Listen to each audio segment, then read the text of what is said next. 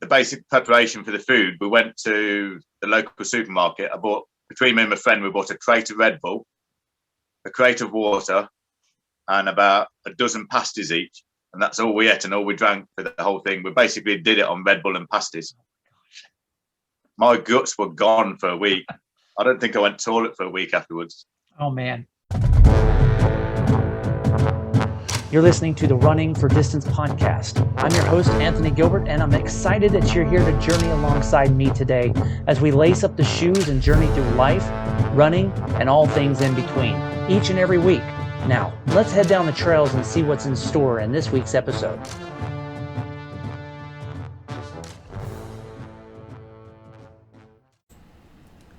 Hello there. Thank you for joining me on Running for Distance. This is your host, Anthony Gilbert. And on today's episode, I have with me Stu Humber.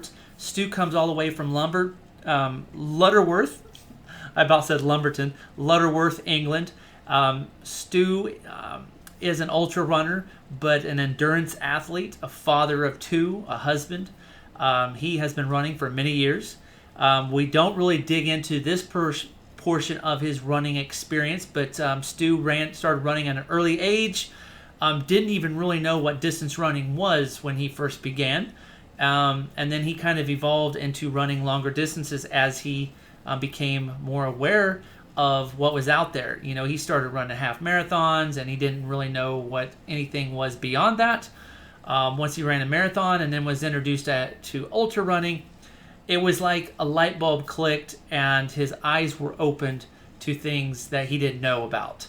And so as you'll learn in our interview today, Stu loves to be challenged. Stu loves new challenges that push him further. And if it's something he doesn't feel is going to challenge him enough, he's going to take on the next big thing. Stu has a great story of perseverance and endurance and seeing things through. He does not quit. But I had a great time talking with Stu and having him on the show. I hope it's inspiring for you all. He has a great story. He's writing a second book.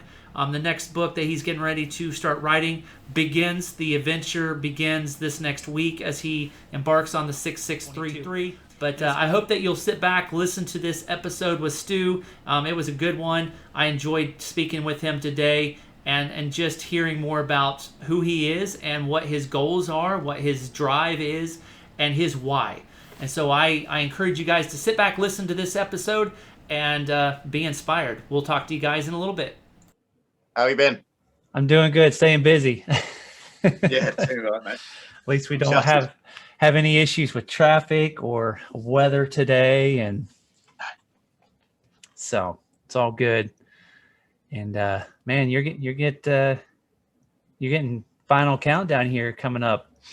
It is, mate. 3 days to go, and that's so much preparation. It was 6 days to go. I thought, yeah, I've got loads of time. I woke up this morning. Isn't that the way any race goes, though? You think you have all the time in the world, and then when you finally get down to it, you're like, crap, it's go time, and I don't think I'm ready. I'm not lying. I nearly cancelled on you because I've got so much to do. But I thought, no, if I don't do it today, I'll never get it done. That's what I was thinking. I was like, if we don't do it today, it probably won't happen, and then I'm gonna have to wait a long time. At least 10 days, anyway. Yeah. Yeah, got a lot to do. Still got to go shopping for my food for the week, and I've got to pack my sled and make sure the balance is right. Take it out for food test runs. I know I should have done all this before, but it's just one thing after another. Yeah, that's the way. That's the way it goes. Trying to get my book edited as well, because my first book, the publisher's been asking for it by the end of March. So I've been reading through that from 4 o'clock this morning. Oh, jeez. It's a little sleep, but you know what's expected when you're doing ultras, right? You don't sleep. Yeah. We don't sleep very much. It's great preparation for the real thing is when you're sleep deprived.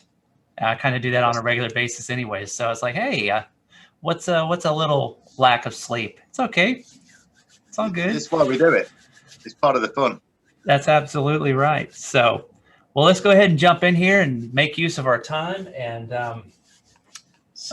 we can jump in and nail a whole bunch of stuff. And so, man, I'm sure you've got a lot of emotions going through you right now, because I mean it's a big adventure. And for those that are watching, those that are listening, I have Stu Humber with me. He is from Lutterworth, England, so all the way on the other side on the pond. And so, Yeah. welcome to Running for Distance. I appreciate you joining me today, Stu, and definitely have been intrigued with your adventure and what's getting ready to happen. When I first came across your profile, I was like, man, that's a really cool story. And I know we talked a couple weeks ago just to kind of just to get acquainted with each other, and that was a great conversation. It's like anytime you start talking running and ultras and adventure with people, man, it's a great platform to be able to share things with one another. And so for those that are listening or watching, Stu's getting ready to take on a massive challenge. And while it's not the intent or the particular version that he wanted to do, he's doing it anyways. And so, Stu, you're getting ready to take on the 6633. And for those that don't know what the 6633 is, it is a Arctic ultra that takes place up in Canada. And I know last year COVID shot everything out of the water, and it was, you were geared up, ready to go, and it didn't happen. And this year, the same thing. COVID once again rears its ugly head and prevents you from doing it. But Stu says, no, I'm still going to do it, but I'm going to do it in England. I'm going to do it in my home city. And so how about you just jump in? We'll just go ahead and jump into what the 6633 is all about, and what it means to you. I know you tried it in 2013. So how about you take us into what was in your head? What were you thinking when you initially tried this event? Why did you want to do the 6633? You mean back in 2013? When you first got introduced to it, what was it that took, what allured you to go towards it? Because I mean, anytime you're running in the Arctic, I mean, it's epic, right? And it's going to be a test of wits and strength and mental toughness. What led you to that, just to begin with, and then we'll dive into the rest of it. Okay, mate. It was sort of a ladder of different events. It started off when I was a lorry driver. I got a new job as a lorry driver, and I put probably the equivalent. Do you work in stones or do you work in pounds? Kilograms. I put I think it was about 20 kilograms on in 3 months in weight when I started lorry driving. So I went and bought a treadmill to try and lose some of my weight, and started getting addicted to doing maybe a 10-kilometer run on there every day. And then my mate, I had a mate that came knocking on the door and said, "Do you want to go out for a run?" We did that for a few months, and then I've got a mother-in-law that works for a charity, and she asked me to raise some money. So my first gig, I went to do a 60-kilometer sort of walk, march, whatever you want to do it, whatever you want to call it. And me and my mate came in out of 3,000 people, first and second place, and sort of got an addiction to it then. So I don't know whether you know England or some of the challenges around England, but there's one called the Three Peaks, the National Three Peaks. Have you heard of the National Three Peaks? Yes. So you've got England, Scotland, and Wales, and each of them have got their own highest peak. So in Scotland you've got Ben Nevis, in England you've got Scafell Pike, and in Wales, and then you drive to Wales, and you've got 24 hours to do that. So you got to remember, back then, when I started doing this, I was very naive and very stupid. I never thought things through. It was pretty much 2 weeks before we decided to do it. I said, yeah, we'll do it. We've got a day off work. So I set out from my house to Ben Nevis, which is a 7-hour drive. Drove there, had 1 hour rest, and then went up Ben Nevis and back down. And then I think it's about another 5-hour drive to Scafell Pike. Went up Scafell Pike and back down in the middle of the night. Drove to Snowdon, up Snowdon, back down and back to my house. And altogether it's 1,000 miles, so about 1,600 kilometres drive, 25 miles of hiking and 10,000 feet of ascent. And we did it in 28 hours, the whole thing. And it ruined me for a whole week. It destroyed everything about me. But within about 2 days, I decided I needed something a bit bigger. So we went, I don't know whether you've heard of the coast to coast in England, which is when you walk across the whole from one side of the coast to the other side, which is 192 miles across England. And the challenge is to try and do that in 5 days. Right. Same again. I didn't plan anything. I planned a train to the start line and a train away from the finish line 5 days and 2 hours later, hoping I would get there. And I dragged my mate along, and we managed to do it. And it was sort of the journey that changed me into the person that I believed I could go to the Arctic. Because I was very naive. I didn't plan anything. There's a shop in England called Argos, and it's where you sell them those cheapest rubbish items that you can find. And I bought an Argos sleeping bag, an Argos floor mat, Argos head torches, Argos rucksack. I think I spent a total of about £30 with about $50 on all these items, thinking I could walk across the whole of England with this. It was diabolical, the kit. Anyway, it was about 36 hours into it. I collapsed at the top of the mountain in the Lake District in England. I can't remember doing it. My friend managed to get me back on my feet and sort of guided me back down, but I can't remember coming back down. But apparently I walked down, and I woke up in the back of an ambulance with a paramedic with a drip in my arm, with a paramedic shouting at me saying how stupid I was and I didn't deserve to be up there. And he's got better things to do with his time than come out and rescue me and bring me back to life on the bottom of a mountain. So his plan was to put me in a youth hostel and send me home the next day on the train. About 5 hours later, I woke up at 4 or 5 o'clock in the morning and persuaded my mate to carry on walking. We were already probably 3/4 of a day behind our target of doing it in 5 days, but we managed to catch up the time. On the last 30 hours, we walked across 82 miles across out of the Yorkshire Dales and across the Yorkshire Moors, and finished it exactly on five days. The self-belief I got after that was unbelievable. I just needed something bigger, so I went straight to the search engines and basically just typed in hardest foot race on the planet. I need something bigger. The adrenaline, the drug was sure. I needed something, so I just typed it in the top 4 or 5, and it came up with the 66:33. And I only had about 8 to 10 weeks before I would be leaving at the end of February to do it. So I didn't have any training time. Same again. I didn't think about it. I didn't buy the right kit. I didn't even have my own kit. Half of the kit I had to go to Canada and rent it the day before I was going to start the race, not even knowing what it feels like to put a sled on my back. And it just destroyed me. It chewed me up and spat me out in about 24 hours. My hip went. I couldn't walk again for 3 months. It was about 9 months before I could run again. Now, the 66:33, it's 1,000 kilometers, correct? No, it's actually not. It's the one I did was a 350-mile race. Okay. Which is what, 560 kilometers, 570 kilometers. But the race that I was going to go to has changed because the road layout has changed. So it's 380 miles, which is about 620 kilometers. Okay. So. Yeah, and it is. I would put it up there in probably one of the top 5 foot races on the planet. There's something like about 300 people have attempted it in 13 years, and about 45 have finished. So it's got a success rate much like the Barclays Marathon, where all these people will go and attempt it and they hardly finish, right? The Barclays, that's just a freaky race. That is. I mean, you want to run it, mate. I wouldn't put it in that league. That's something out of Disney's made up. That's Barclay. I mean, you get 1 out of 50 people finish Barclays. Something like that.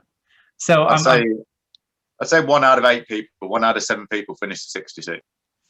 So I see a trend with some of these races and these challenges that you've taken on, Stu, where you're like, yeah, that sounds great. Let's go and do it.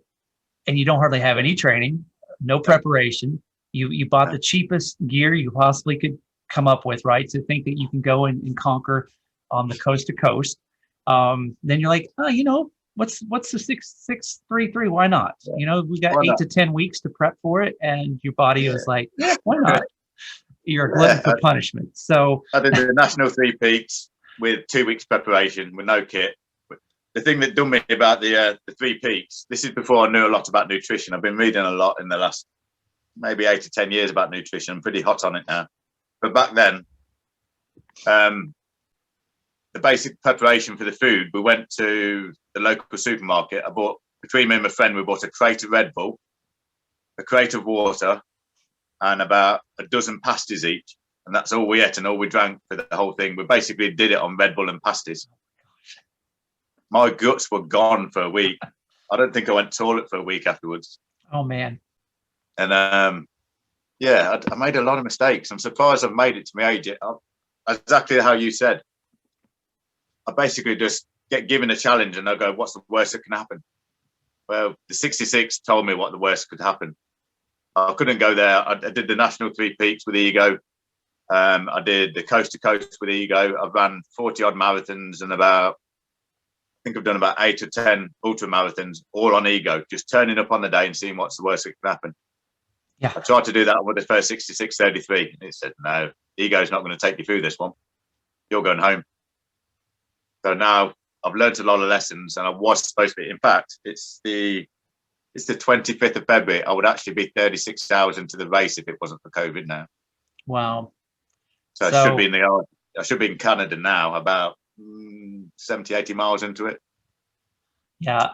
So, in 2013, you went and you tried based off of Ego. You go in thinking you can go in and do this. I can take on the world. Why not? I mean, we've all done it, Stu. I mean, most of these races, we're like, yeah, why not? I know lots of people that go out and try to, whether they've been injured or something has kept them from training, they're like, I'm going to toe the line and I'm going to try. And you know what? Why not? Why not try to see what you can do? But the 66:33 is a lot different than just towing the line for a 100-miler, right? It's not the same. The conditions are more extreme. You're not just running, you're also pulling a sled, correct?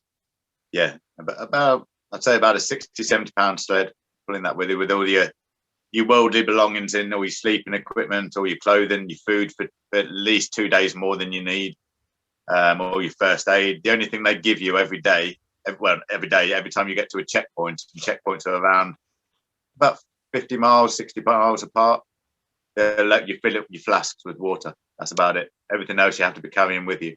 So what is the normal, on average, when you were there, what was the average temperature that you were running in? I was actually in quite a mild year. I think the average temperatures were about -30, -35. Every year, I watch on the social media to see what it's like each year now. And last year was pretty cold. I think the temperature with the wind chill went down to about -70. About -45, -50 most days not this year gone, but last year when I was. Now, is that Celsius or Fahrenheit? Celsius. Okay. I don't know what that is in Fahrenheit. I haven't got any idea. But it's cold enough to take some skin off after a few minutes. Yeah, that is. I'm trying to remember what the difference in Celsius and Fahrenheit is. I'm going to look real quick because it's going to mess with me. I should know this from all the science stuff that I've done in school, but I was thinking about that particular weather when we had an Arctic blast come through here in the States from the Midwest a week and a half ago. That's one reason why we weren't able to meet previously, because we had an Arctic blast come through and we were minus. A week ago Tuesday, our high was I think 5 degrees Fahrenheit, and it got down to about -13 degrees. So 32, which is freezing in Fahrenheit, is 0 degrees Celsius. So okay. If you're saying -30 Celsius, then that's that's -60 roughly Fahrenheit. That's cold. And I know running, I went out and ran, it was -1 degree Fahrenheit, with -25 below wind chill. And that's cold. But to be in the Arctic, that's a whole nother level of cold, like what you mentioned. So yeah, that'll take some skin off, freeze you right to the bone. You run the risk of, exposure and frostbite and all those other elements. So you're having to. In 2019, I think 7 people got pulled out with frostbite out of 26. Yeah, it's definitely something you don't mess with. And so, you got to prepare for things like that. Not only prepare physically, but you have to also prepare to have the right gear.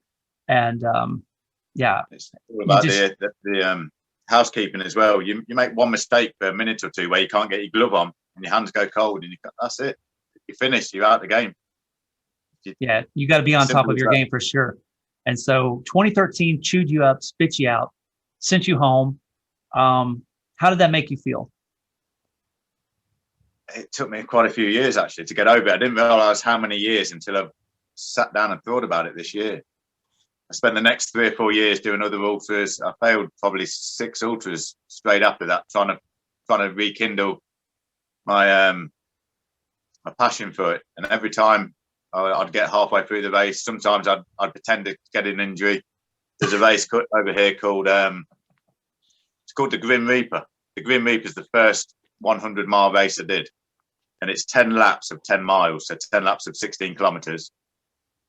The first one I ever did, which was before I went to 2013, I finished in 25 hours something, and I tried to lift myself a bit by revisiting it the year after the first 66.33, and I've got maybe 60 kilometers into it, and I just didn't want to finish, but I didn't want to lose pace. So I actually threw myself on the ground to scratch myself all up, cut my knees, cut my elbows. So when I came on the 4th lap, the paramedics looked at me and said, "Oh, you've gone over, haven't you? I better give you a health check." So they checked my bloods and checked my blood pressure and all that sort of stuff. And actually, disappointedly, said I was all right to carry on. No, take me out of the race, please. Wow, you took it to a whole nother level of extreme. Because I mean, I've been in those races where you're just not into it mentally, and you don't want to lose face and be like, yeah, I dropped out and DNF'd and just didn't finish. I just wasn't feeling it. You don't want to just say I wasn't feeling it, because people say, well, what you're getting into when you run one of those is you're not going to feel like it when you're halfway through. So you get to the 100-kilometer mark and you're just not feeling it. So Stu says, oh, to hell with it. I'm just going to throw myself on the ground and beat myself up, and I'm going to take myself out of this race. Yeah. And it didn't work. The paramedics said I was all right to carry on. And so I still couldn't lose face. I ended up doing one more lap and just saying I was feeling dizzy and checked my blood pressure again. And my blood pressure was about 10 points lower than it was on the last lap. So they said, well, we might have to throw you out. And I just rode that bandwagon all the way home. And then I got home and said, yeah, they pulled me out in the race. My blood pressure wasn't right. But it weren't. It was my fault. I just didn't want to do it. And that carried on for about 2 years. I just kept. There was one race that I went all the way to about a 3-hour drive to the south of London for a 100-mile race. I think I did 17 miles and just come to a stop, walked back to my van and came home. No excuse. Just nothing wrong with me. Just walked out. I know where you're coming from and how you feel, because I've done that in races where it's like you're not all there, and you got to quickly get away from it, because it can overtake you even if you're not in a bad spot, and be like, I'm just not feeling it today. And you just start thinking, right? You've got lots of time to think, and you start thinking of different ways that you could pull yourself out or you could drop out. And it's like, man, I'm just not feeling this. I just don't want to do this. And especially if you're struggling mentally, you got beat up, you got kicked around, and you got humbled by the race. And then that puts you on a path of, feeling like you couldn't finish anything. And then it's a bad situation to be in, because you get to where you can't finish anything, stuff that you should be able to finish. And it's like, I know in sports, there's times where people come in, they hit this mental block to where they can't, just something clicks and they can't do it. And while they physically have more than the ability to do it, there's just something mentally that's blocking them. And I've been there, even at the half marathon distance. There was a time where I got burned out, and I just couldn't run that distance for whatever reason. I was like, I can't get past 10 miles. I could not even do a training run because I was just so burned out, Stu. I just didn't feel like run. I was like, I got to that 10 minute right before I'd get to a 10-mile mark, and I was like, I can't do it, and I'd shut it down. And it was just like it was just a vicious cycle. And it's like every time that happened, it was like, see, I can't do it. I can't do it. And I'd get up, and then you'd see on my watch getting close to 10 miles. I was like, man, I can't do this. I call it, you understand, I don't know whether you've read a book called The Chimp Paradox. I have heard of it. Yeah.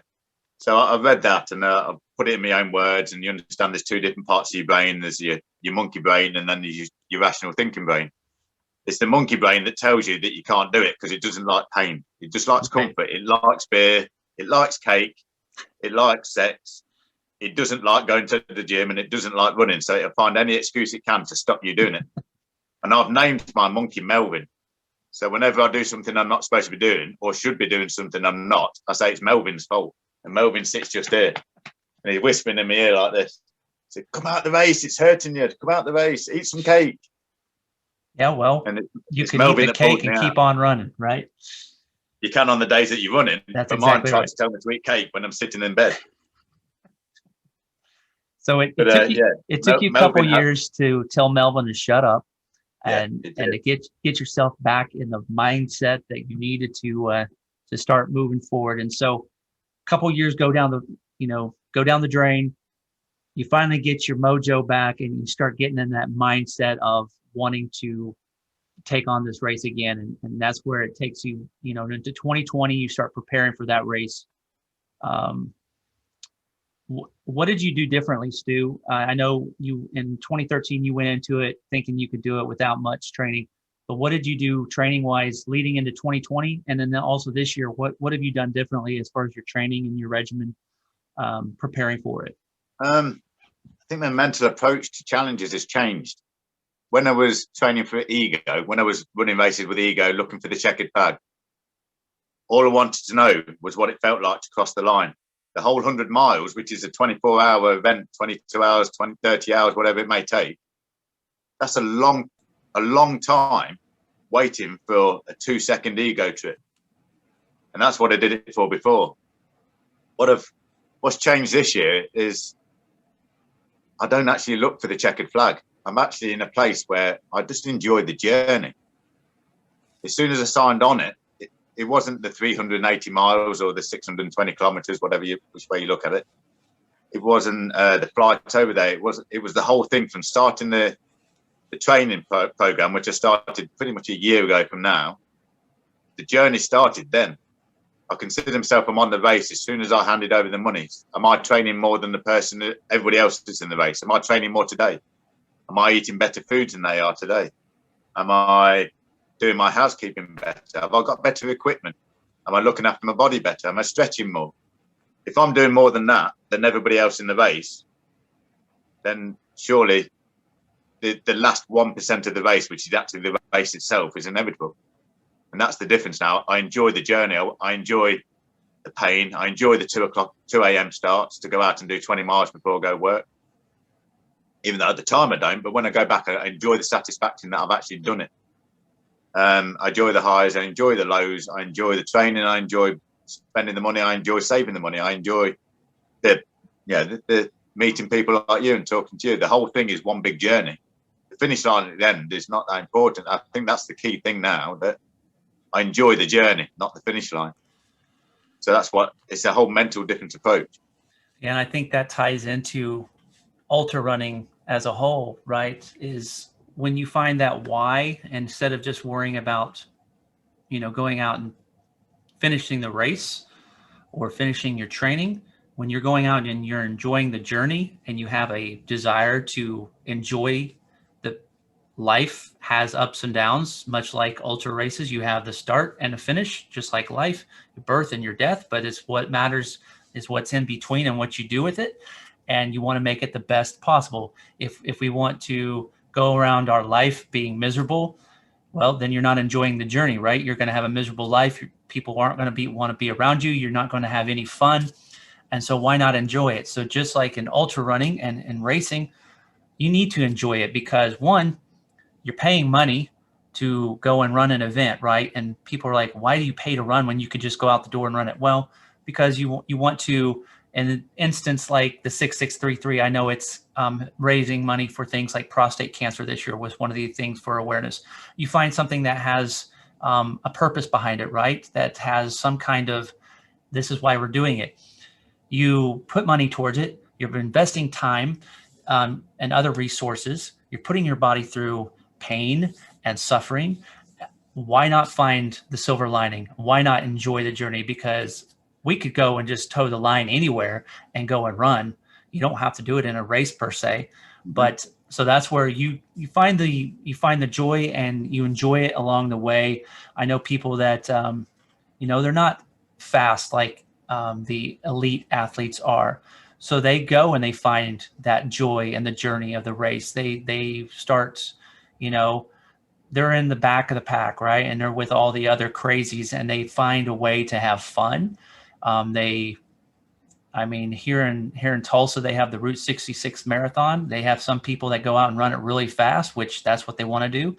And then I think it's the D Corral. They said that's the craziest one. And I got stuck in that last year when I ran it. I was like, I don't want to be in the very back because I wanted to run it, try to get a PR. But in the back is where all the fun was, because that's where everybody, they didn't care what their time was. They came for the adventure and the journey. And so they embraced it. And they're like, we're going to have to go out and run 26.2 miles or whatever the distance of your race is. Let's have fun along the way and let's make memories and let's chat it up and let's log those miles. Because I know from my experience, and I'm sure yours as well, when you're running that mileage solo, it's a lot longer, right? But when you're running with one of your mates or you're running with a group of people, the miles fly by because you're talking, you're just enjoying the moment. And so it helps you go through it a lot quicker. Melvin's being distracted when he's talking to you. Melvin's thinking about the other monkeys that are around, and the monkeys, as they say, a barrel of monkeys, they like to have fun. And so Melvin's entertained and can leave you alone. And then you're able to focus on things that are more important than worrying about, I can't do this. Well, because now granted, misery does like company. And if everybody's struggling, then it's going to be a struggle probably for everybody. But there is strength in numbers as well. And so if everybody's having a good time, then there's not going to be an issue. You guys are just going to go out and knock it out of the park. And so absolutely, finding the joy in the journey is so important in so many aspects of racing, especially for an event like the 6633, because it's such a draining challenge in so many aspects. And so not only have you had to train to run, but you've also had to train to pull a sled and to be able to pull all of your supplies and self-support yourself. And that's something a lot of people aren't used to, is, supporting themselves through the course of a race. The one that's coming up, because, you're not able to do it this year there because of COVID, you're doing it virtually, and you're starting in 3 days. Yeah. Take us through what you're getting ready to do, because, you're doing it virtually. And the weather over there in England is a little different than it is in the Arctic. I know you guys, it is cold, but it's not near the frigidness that the Arctic would provide. I'm actually being gifted with the weather. It's going to be lovely next week. So you're going to be running around town pulling a sled. Yeah. Is your sled on wheels, or is it?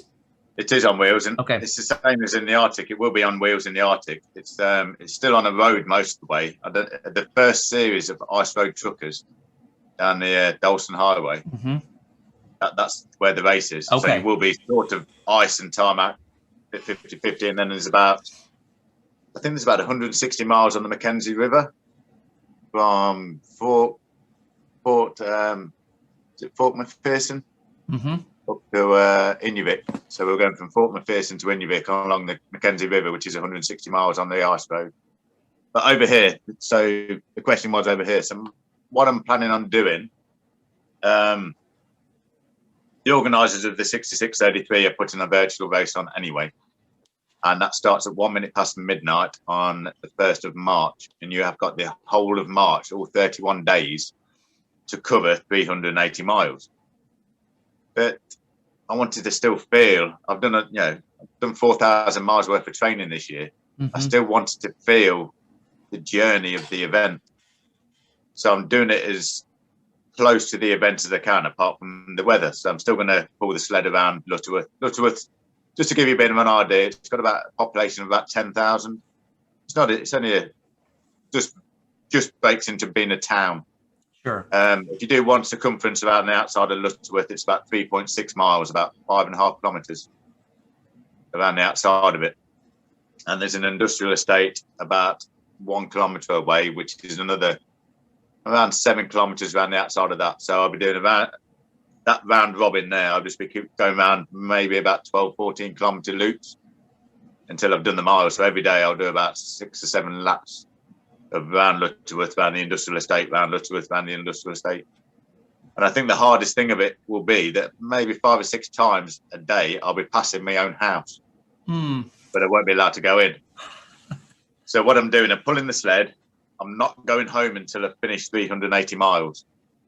I've got my own little unit where I work. I've got a gym in there. So sometimes I'll be sleeping in the gym. If I can't make it back to the gym, I'll sleep in the back of my van, which is big enough for me to roll the mat out, put the sleeping bag in. And basically I'm going to try and do it within the week. And I'm not going home. I'm not having any of the luxuries.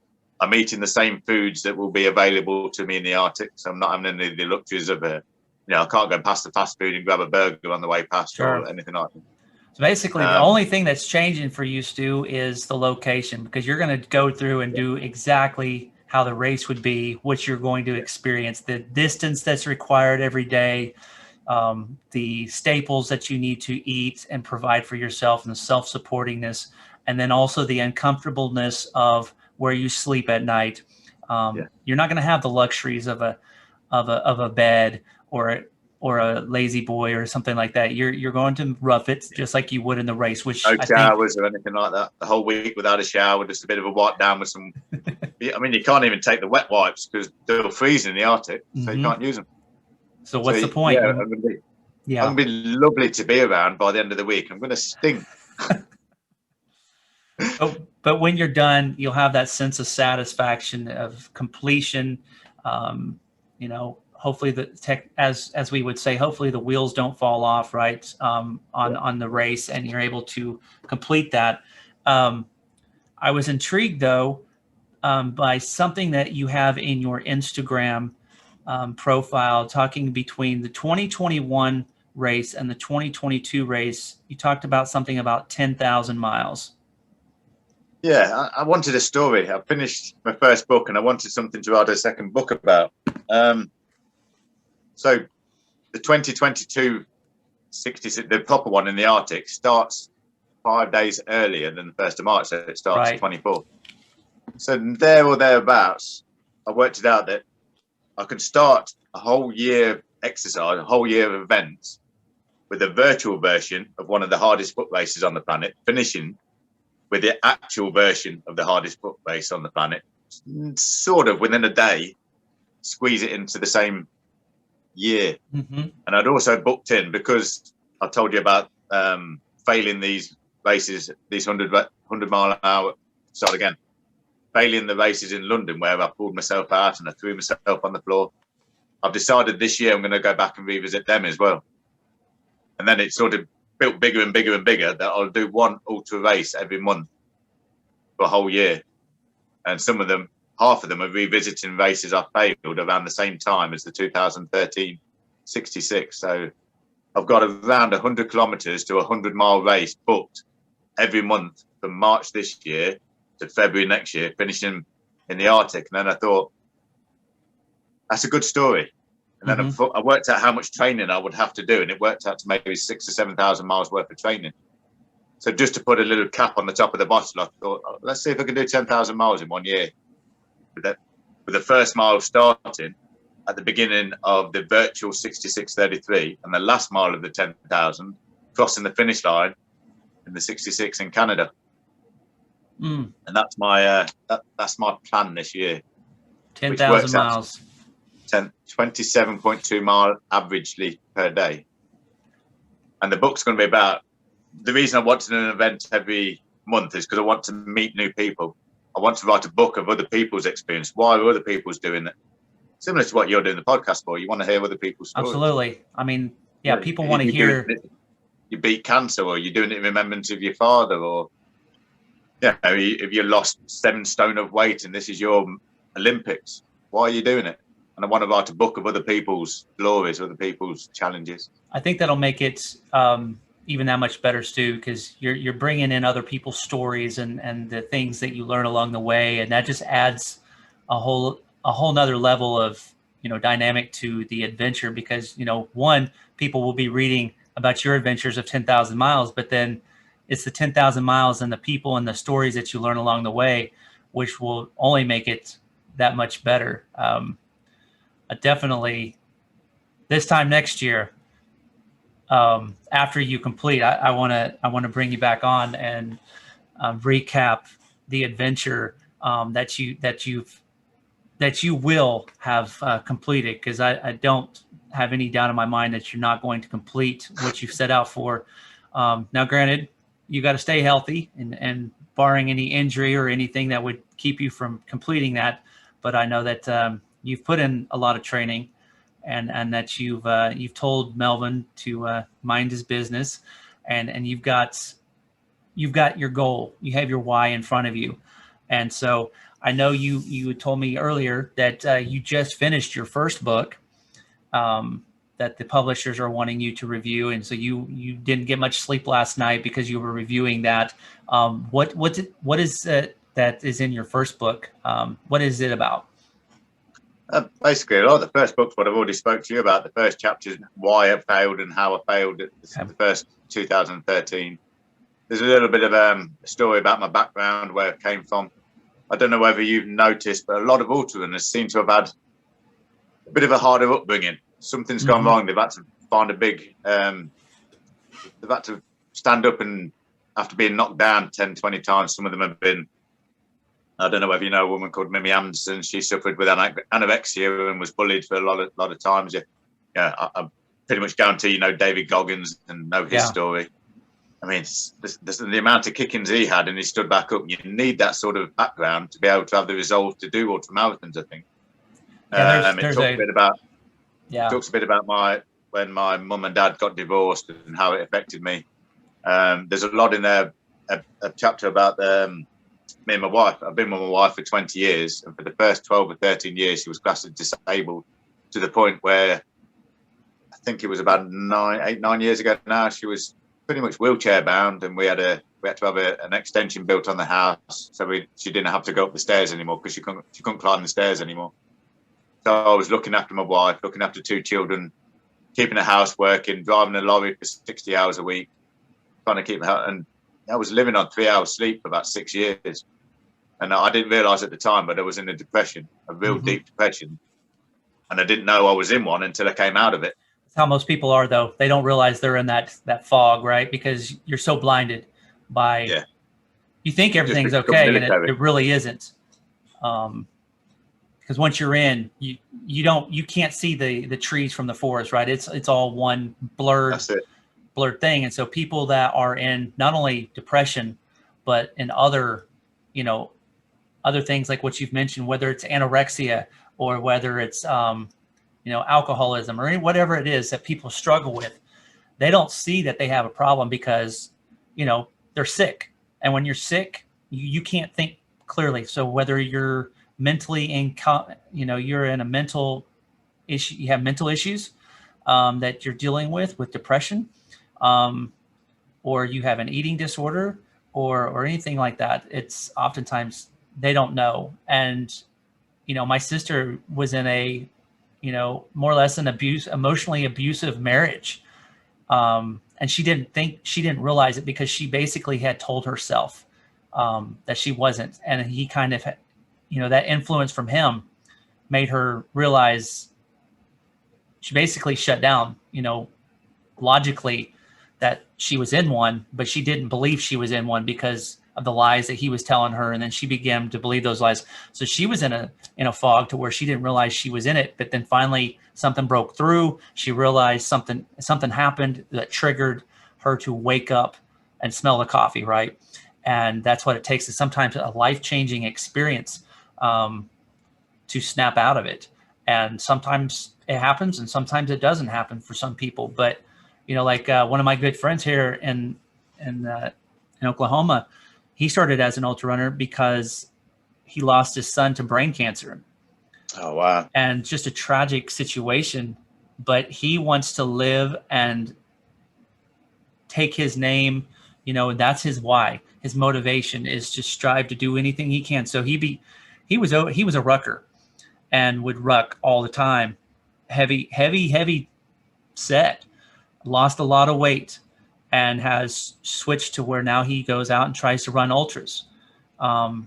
He doesn't always finish like he wants to, and he beats himself up. But I said, that's not the point. It's you're out there with a purpose, and it's not whether you're trying to, it's not a point of finishing the 100 milers. You're out there just going out to try to accomplish something that you couldn't do before. So much so, Stu, that he actually did a 100 miler with no time limit. It was a self-supported 100 miler. On a stretch of one of our trail systems. It was 3 miles down and 3 miles back on concrete trails, and several of us would go and run with him. He called it the worst 5K ever, basically, because running 5K back and forth is just a lot of laps back and forth, right? But he finished that, but he didn't want to put a time limit on it because it wasn't about the time, like you said earlier. It's about the journey. His whole point was to finish what he started. And so that kind of ties into what you've done. 2013 chewed you up, spit you out. 2020 got canceled. 2021 is now virtual. You're kicking it off in 3 days. But in the process, you're adding a cherry on top, and you are going to document and add 10,000 miles worth of training. You're starting on day one, and it's going to end on the last day when you cross the finish line next year in Canada. It's a lot. But you have a purpose. It's a lot. That's a lot of miles, brother. That is a lot of miles. When somebody else say it, I'm like, oh no. If reality check, the pain train will be there. But here's the thing: you've got your why. You have a vision and a purpose behind it, and it's exciting to see. It also scares the crap out of you too, because I know when I've got ready for ultras, I'm like, you're all excited. You're riding that excitement, and then it's like, it's go time. And then reality sets in and it's like, crap, I'm getting ready to hit this. You just got to remember why you started it in the first place. That's all it is. That's exactly right. Just got to remember why you started. So you're going to be averaging about 27, roughly a marathon distance of running per day average to get that 10,000 miles. That's a good chunk of your day, that is dedicated to training. And so are you going to do most of your mileage in the morning or in the evening? How does that work? Because I know you have a wife and 2 kids, and I know how it goes with families and keeping a good balance and your job and everything. How are you going to line that out with your training?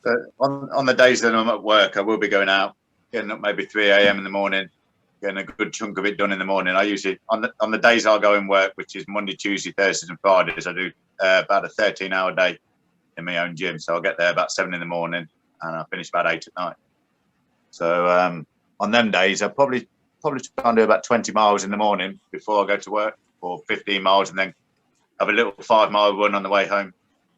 The majority of the miles are going to have to be done on the Wednesdays and Saturdays, where most Wednesday and Saturday will be maybe 35, 40 milers. And same again, I'll be leaving about 3 or 4 in the morning and hopefully getting it done in midday, so I can at least be present in the room for my family. I might not be consciously there, but I'll be present. It's not just the running. You've got to keep your connective tissue strong. You've got to keep flexible. You've got to keep stretching. So it might be 5 hours a day it's going to take me on average to do my miles. I'm going to need recovery for an hour a day, stretching. And I bought, I sent you a picture of my little whiskey barrel. Mm-hmm. That's about 2 degrees, 3 degrees full of water. And I jump in there for 5 minutes every day. Just to, I hate it. If you're not awake, Melvin's on my shoulder for about 5 minutes before that, saying, you don't need to go in there. Just take his head and dunk it under the water. Because if you're not awake, you've got to come in with me. If you're not awake, you will be once you jump in that. Oh, yeah. You just got to remember, you wanted this. Everybody that does ultras, everybody that does anything, a 5K, a 10K, you wanted it. There's no reason to do it. You've chose to do it. That's right. So why get upset with it? It's your choice. It's my choice to do this. So why get angry with it? Why get upset? Why talk yourself out of it? I wanted it, so I'm going to enjoy it. So now you wanted I've it. got 2 daughters at the minute, and I watch them coming into this world that we've got right now, where it's full of the whole world, first world especially. It's just instant gratification. Mm-hmm. All you want right now is everything. But is there any wonder? Because if you think there's 5,000 people that have gone up Everest, apparently. If you could ask any one of them 5,000 people, and it was technologically able to be done by dropping them on the top of Everest with a helicopter, a Costa cup in their hand, and say, I'll pick you up in an hour, enjoy the view. Would any of them 5,000 people want to do that? No. Because it's not about standing on the top. No. It's about, can I climb Everest? Because that journey from base camp up to the top of Everest is where life happens. Yeah, and some of them, they experience life to the fullest, and that's then life. They also sacrifice their own lives. By taking away the journey, all you've got left is the instant gratification of standing on the top. Taking away life, basically. So all you've got left is instant gratification. Instant gratification, I've got some friends, they're called depression and anxiety. Without a journey, what you got left to worry about? What you got left to fight for? Mm-hmm. That's what I'm trying to teach my kids.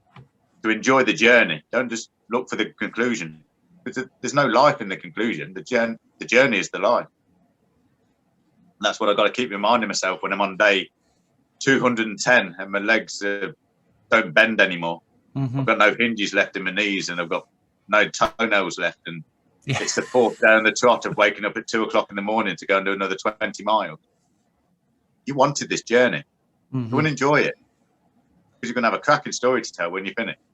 And that's where you've got to take it 1 mile at a time and not worry about the end result, because, it's going to 1 day at a time, 1 mile at a time, 1 foot in front of the other, and enjoy the journey, right? Stop and smell the roses, stop and smell the coffee, right? Yeah. Enjoy what's around you, because that's where the beauty is, right? The small minor details, because if I know for me and so many people, if they look at the big picture, they're going to get tripped up because it's going to blow your mind, and your anxiety, if you have anxiety, is going to go through the roof because it's so much to take in.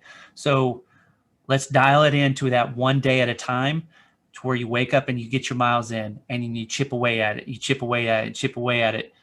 And just like life, Stu, we wake up and we live in the moment for the moment. We can't live our future right now because it hasn't happened. We're still writing our chapter in our life.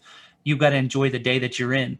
Why do you want to get to the end result? Like you said, with your example of Mount Everest or wherever it might be, you don't want someone to drop you at the top. That cheats them out of the opportunity. And yes, there is risk involved with people going and climbing, that they could possibly die, but they're willing to take that risk because they want to accomplish something that they've put their minds to. And it's no longer about themselves. It's about a bigger thing, to where they want to accomplish something. And so that's great that you're doing that with your girls. I think so many of us need to do that with our kids, because you're right. First world problems. Everest doesn't actually have to be Everest. It could be passing your college, passing your school exams. It could be even a relationship. You can't have a happy relationship just like that. It takes years and years of getting to know somebody, it being compassionate, having empathy. You don't have this at 16, 18 years old. It takes 10 years of being in a relationship by taking it 1 day at a time. Yeah, here I am coming up on, 22 years of marriage myself. And it's like, but then you also, and I'm sure you can relate to this, you get comfortable, right? Because you've been with your wife for so long that you're just going through the motions, and it's like, we missed something. We need to go back to when we were first dating and first together, that we can light the flame. What was it that made it fun for us at the beginning? And I take that like for running.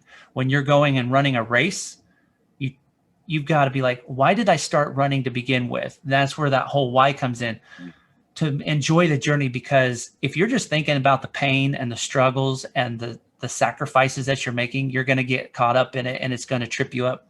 But if you can start to think about, like in my relationships or whatever it might be, why did I start this journey to begin with? What was the prerequisite, the precursor of it? Why did I want to do this? And why did I choose this?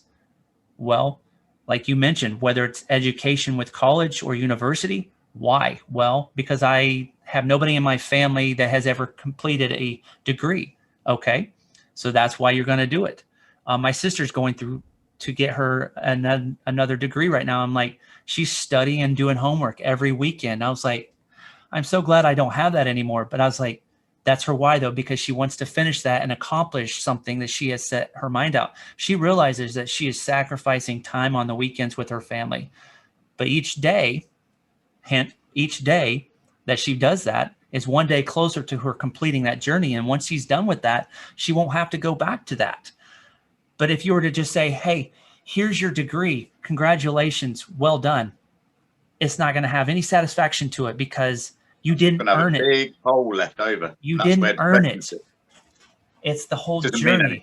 The whole journey. The pain and the suffering that you're getting ready to go through. Sacrifice, yeah. The blood, the sweat, the tears, the dehydration, the muscle pains, the loss of toenails, that sudden jolt and in the ice water. Those will quickly remind you, why am I doing this? Because I wanted to. And what's the purpose? Because I wanted to do this. That's where life lives. And then you remind yourself, okay, this is my goal and I have to get there and you have to sacrifice. That's good stuff, mate. So you're starting in 3 days on the 1st of March, correct? Yes. Yeah. 1 minute past midnight. And so where can somebody follow along on your journey? Would it be on your Instagram account? Instagram's the best one. I have connected that to my Facebook, but I don't really look at Facebook. It's just whatever I put on Instagram goes onto my Facebook. But it's it's at 6633 lower score 2 lowest. Well, are you able to put it on there? You know what it is. Yes, I'll put it on there. It is 6633 to the 6633. 66. And every day I'll be doing a post, so I'm answerable to everybody on there, and they can see how many miles I do each day. And I'll be taking pictures of anybody that joins me for a few miles so they can clarify that I've been doing the miles. And it'll just be counting up day 1, day 2, day 3 for 365 days, hoping that the 365th or 366th day will be me crossing the line in the Arctic. Absolutely. And then I might have a week off and go and do something else. And then you'll say, hey, I want to go and do Barclays. There's a few in America I've got my eyes on. I've been sending a few emails to the director of the Badwater. I might come over next summer and just volunteer and help out at Badwater so I can get my ticket for the year after. Because I've asked him if I can do Badwater on my 50th year, which is 2023. It's actually my 50th. My eldest daughter's 21st, and my youngest daughter's 18th in the same summer. That's cool. So we're going to come over to America and do 3 or 4 weeks around America with Badwater in the middle. That would be epic for sure. Yes, hopefully so. All right. Well, ladies and gentlemen, for those of you that are listening, make sure you follow along Stu with his adventure from day 1 to the end of the 6633. So the 1st of March, he's starting the 6633 and the start of his 10,000 mile journey to the end when he finishes the 6633 in 2022, which seems so far away, but yet it will be here before we know it. Yes. And I look forward to following along with you, mate, and keeping tabs on you and seeing how things are progressing. And I'll definitely keep in touch with you and see how things are going and see help keep you on the mental side of things and say, hey, man, remember you wanted this, and just a reminder. That's it. You asked for it. So we'll definitely catch up halfway through if you want, and we'll have a chat, see how I'm getting on. Absolutely. Well, Stu, I appreciate you joining me today. It was a pleasure. I wish you all the best. I know you can do it. You'll get it done. And remember, 1 mile at a time, 1 foot in front of the other, and you got this. So thank you very much. Until we talk again, my friend, take care and Godspeed. Take care, Anthony. Thank you for your time. You bet, Stu. Take care. Bye-bye. You've been listening to the Running for Distance podcast. I hope you've enjoyed today's episode and that you'll join me next week as we journey down the trail for more adventures. Until then, have a blessed week. This is the Scarecrow Runner signing out.